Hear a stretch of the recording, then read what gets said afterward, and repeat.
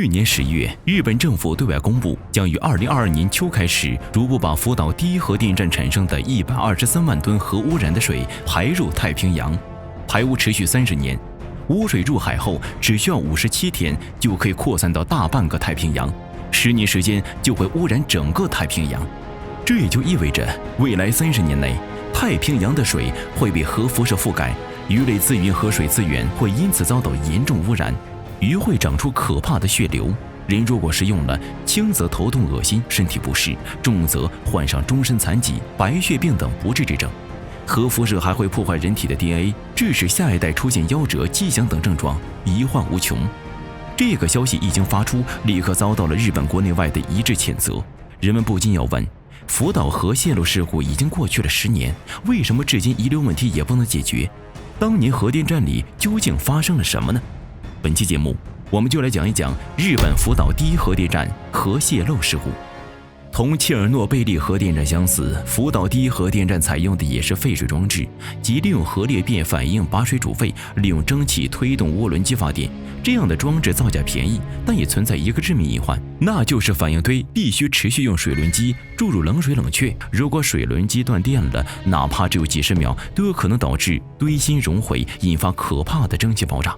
切尔诺贝利就是在做断电测试的时候出现了意外而引发了悲剧。看到切尔诺贝利事故后，负责福岛核电站运营的东京电力公司吸取教训，就给反应堆加了一层安全壳。之所以打引号，是因为这个安全壳和真正的安全壳大为不同。福岛核电站只是简单修了一层钢筋混凝土的外罩，说白了，作用就相对于给防弹意外多加了一层纸。东电并不想因为切尔诺贝利核事故就拆除造价昂贵的废水堆，哪怕它未来是有风险的。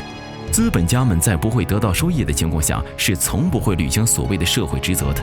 当然，出于自身利益考虑，东电也考虑到了水轮机断电的情况，为此他们也精心设计了几套预备方案。第一套方案是，一旦某个机组出现断电，其他机组可以给出意外的水轮机供电。第二套方案是，每个机组都有备用的柴油发电机，水轮机如果断电了，柴油发电机可以作为备用电源快速供电。这两个方案都是核电站内部自救。除此之外，核电站还可以寻求其他电站的电源帮助。这3套方案被认为几乎万无一失，但为了确保安全，又加了第4套方案，即蓄电池供电，这是最后的补救措施。机组人员还可以用蓄电池给关键设备供电，保证堆芯不被熔毁。此外，日本的核电站还需要考虑一个特殊因素，那就是地震。我们都知道，日本是个多地震的国家，核电站必须要有抗震能力。为此，核电站特意把反应堆建立在了地基下25米的大岩盘上。对于地震可能带来的次生灾害，比如海啸，核电站为此修建了5至6米高的海堤，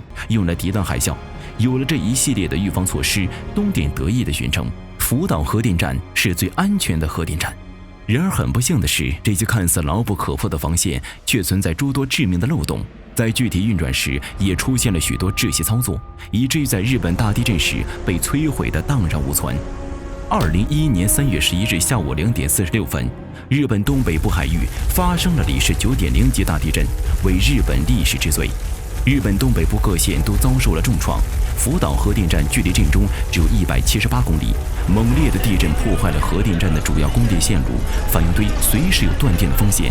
好在核电站早有准备，提前进入了紧急停机状态，并快速启动备用电源和柴油发电机，稳定了局势。人们以为万事大吉了，福岛核电站没准还能因此被列入抗震应急典范。但只过了几分钟，下午2点55分，日本发布了海啸预警。福岛核电站这时意识到了问题可能会恶化，大部分的工作人员撤离，只留下了50人精英小组，被称为50死士，与核电站共存亡。很快，猛烈的海啸袭击了福岛核电站，高达15米的海浪瞬间就漫过了只有5米的海堤，冲入了核电站内。2名在地下检查的工作人员当场丧生，核电站的所有电力全部被冲毁，内部漆黑一片，仪表等全部失灵，设备和工厂也被海水冲击得七零八落，而核电站附近电网系统也被海啸冲垮了。第一核电站应急的前3套方案都失效了，只能启动第4套方案，用蓄电池给关键设备供电。但是这个方案只能坚持8个小时，在8个小时内必须从别处调来可靠电源，否则核电站将彻底失控，核电站一下子陷入了巨大的危机中。很多人觉得海啸这种天灾是个意外因素，危机发生并不是人力可控，但事实并不是这样的。前面说过了，福岛的海底高度有5米，而早在2008年，日本就有相关机构研究证明，如果发生8.3级以上的地震，引发的海啸高度将超过15米。但这并未引起东电的重视。1年后，日本土木工程学会也向东电提议，要把海底的高度增高，以抵御海啸。然而，公司的高层对这一意见颇为反感，他们觉得加固海底可能永远也不会有用，还会耗费一大笔资金，干这种费钱却不一定讨好的事儿，唯利是图的资本家们哪能愿意呢？他们拒绝了所有提议，固执地坚持原有高度。然而，他们没想到的是，仅仅过了2年，他们就为自己的疏忽付出了代价。海啸过后，核电站控制室已是犹如黑夜，工作人员已经无法读取反应堆的相关数据了。由于停电，冷却系统也失灵了，反应堆的热量开始迅速积聚。为了尽快掌握炉内情况，工作组用汽车电池给关键仪器供电，来读取数据。1号反应炉的压力正在不断升高，核电站内的辐射值也随之越来越高。工作人员全部换上了辐射服和面罩。另一边，福岛的危机已通报到了时任日本首相菅直人那里，首相召集了专家开会，商讨如何应对。危机的严重性超过了所有专家的预料。如果反应炉压力过高爆炸，那福岛就将成为下一个切尔诺贝利。首相开会同时，核电站这边有人提出可以就地取材，用海水给反应堆降温，这可能是当时解决危机的唯一办法。但这个提议又被东电高层否决了，因为海水中的盐分会使反应堆彻底报废，他们可不希望这些造价高昂的反应堆就此荒废了。东电还抱有侥幸心理，而这时首相顾问很合时宜地提出了一个阴招：打开阀门，释放蒸汽。这样做会使得放射性物质随着蒸汽散播出去，污染空气、海洋和土壤。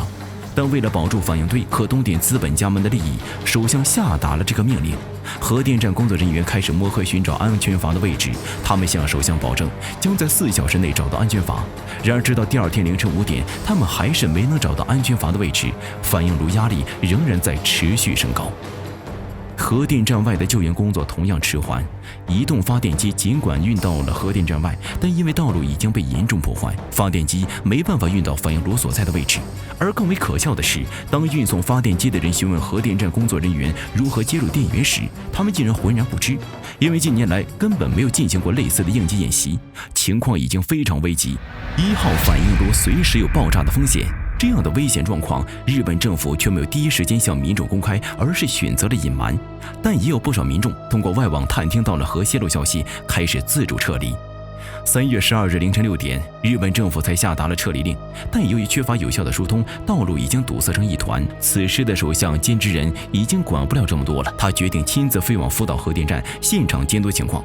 核电站内，工作人员持续摸黑寻找安全阀，辐射量越来越高。有一位工作人员已经支撑不住，被送往医院了。剩下的人咬着牙继续坚持。终于，他们找到了安全阀，用电瓶和人力费了半天劲儿才拉开安全阀。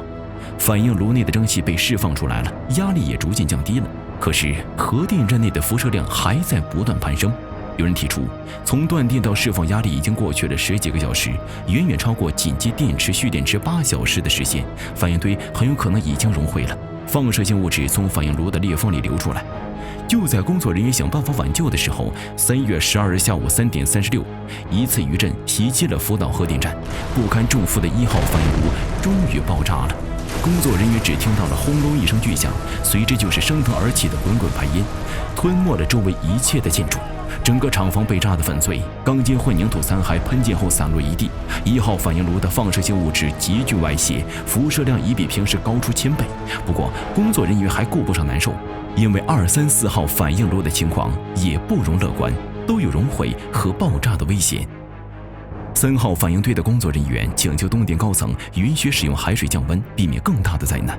但东电高层依然对3号反应堆抱有幻想，认为这是新修建的，也许可以逃过一劫。利益面前，他们还是无法舍弃这些昂贵的设备。3号反应堆就这样错失了最宝贵的救援时间。直到第2天3月13日，在政府的压力下，东电才最终决定给3号以及其他反应堆用海水降温，但还是未能遏制悲剧发生。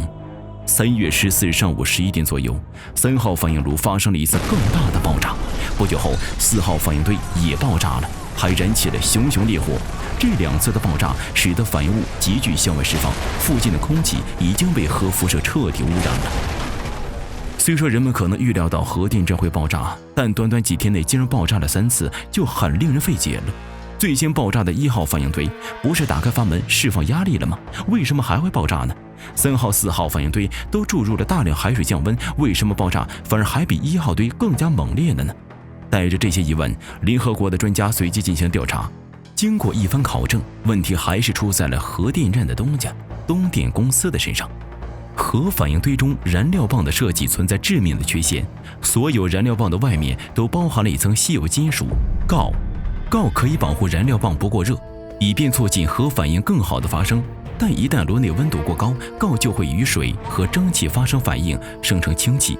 由于前期的救援极为不利，东电迟迟不肯用海水冷却，导致反应炉内外聚集了大量氢气。氢气是极易燃烧的气体，只需少量的热量就可以引发爆炸和火灾，这也是3次爆炸的核心原因。东电只得宣布第1核电站的所有反应堆全部作废，公司的设计缺陷直接葬送了他们苦心经营起来的核电站，真可说得上是搬起石头砸自己的脚了。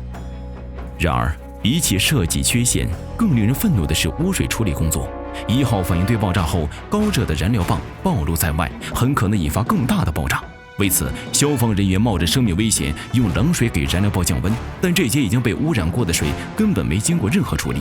随后的3、4号反应堆也是一样，被用来冷却的海水起初还装在储水罐里，但很快水罐装满了，导致严重的污水泄漏事件。而且在每次被迫排废水后，都会出来鞠躬道歉，声称是员工操作失误导致，会尽力想办法避免云。后来污水泄漏的次数实在太多了，他们干脆就隐瞒不报，什么时候被爆料出来了，就派个人来鞠个躬道歉。当然也不意外，这种遵守礼节的事儿，日本确实也没少干。福岛核事故最终被定为最高的7级，与切尔诺贝利并列。有不少粉丝会对比这2起核事故。苏联虽然封锁隐瞒了消息，但之后的救援还是相当给力的。苏联倾举国之力扑灭大火，用石棺封存放射性物质，其中还涌现了许多舍生取义的英雄人物，这个下期我们也会讲到。而反观日本呢，令人失望的是，日本和东电时至今日也没能处理好福岛核电站的泄漏。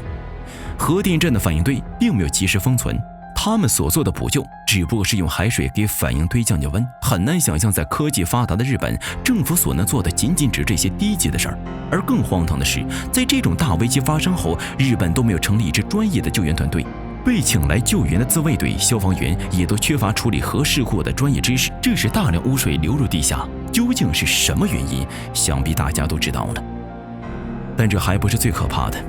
最可怕的是，他们不仅祸害自己，现在竟然还想着把废水排入大洋，这等于让全世界为他们的无能无耻买单，毫无国际责任与公理道义可言。核污染对人类带来的伤害，绝不是鞠个躬道个歉就能消除的。